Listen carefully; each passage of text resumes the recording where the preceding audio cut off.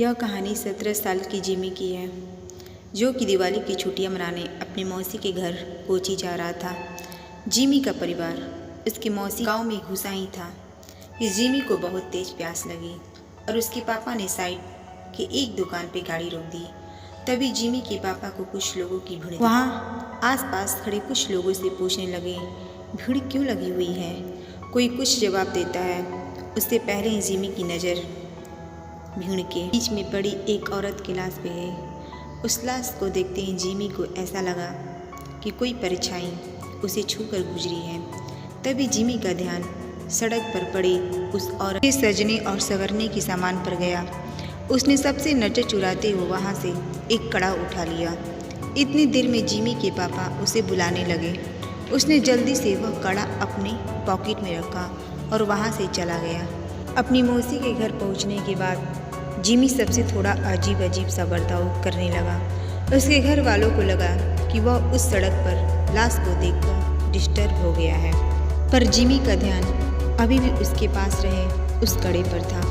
वह अपने कमरे में शीशे के सामने उस कड़े को पहनकर देखता और मुस्कुराता रहता।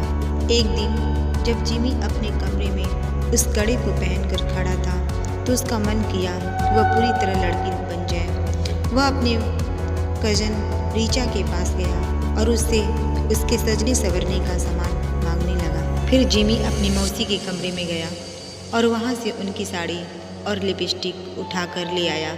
वह तैयार हो ही रहा था कि जिमी के पापा उसके कमरे में आ गए। जिमी देखते ही उसके पापा उसे खूब डांटने लगे। जिमी ने रोते हुए कहा कि वह लड़की बनना चाहता है। यह सुनकर उसके पापा बेहद गुस्से में आ गए और उसे बुरी तरह पीटने लगे और उसका कमरा बाहर से बंद कर चले गए। जिमी अपने कमरे में बैठकर ज़ोर ज़ोर से रोने लगा कि तभी अचानक उसे दीवार पर लड़की की एक परछाई नजर आई और धीरे धीरे वह परछाई उसकी तरफ आने लगी। जिमी वह परछाई देखकर थोड़ा घबरा गया और कमरे का दरवाज़ा ज़ोर ज़ोर से पीटने लगा, पर किसी ने दरवाज़ा नहीं खोला। उसने मुड़कर देखा तो वहाँ कोई नहीं था। फिर उसके बेड के नीचे से एक अजीब सी आवाज़ आने लगी, माना कोई जिमी को पुकार रहा हो। जिमी ने जैसे ही बेड के नीचे देखा तो वहाँ उसी औरत की लाश पड़ी थी जो उस दिन जिमी को सड़क पर देखी थी। वह दिखने में बहुत डरवानी लग रही थी। वह औरत उसकी ओर रेंगते हुए आई और जिमी में समा गई। जिमी वहीं बेहोश हो गया। अगले दिन से जिमी अजीब तरह से बर्ताव करने लगा।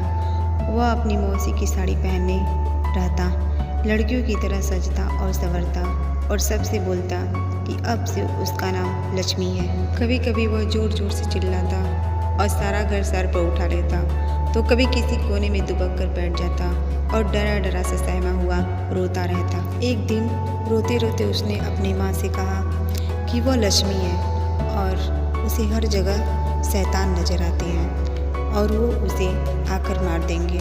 उसने कहा उन शैतान के पैर उल्टे हैं, दांत खून से सने हुए हैं और लंबे लंबे नाखून हैं जिनसे वो उन पर हमला करना चाहते हैं। जिमी की हालत दिन पर दिन खराब होती जा रही थी, लेकिन वह रोज़ लक्ष्मी बनकर सजता संवरता और अपना कमरा बंद करके नाचता रहता। उसके घर वाले समझ नहीं पा रहे थे कि उसके साथ क्या हुआ है और वो अपने आप को क्यों लक्ष्मी कहे जा रहा है।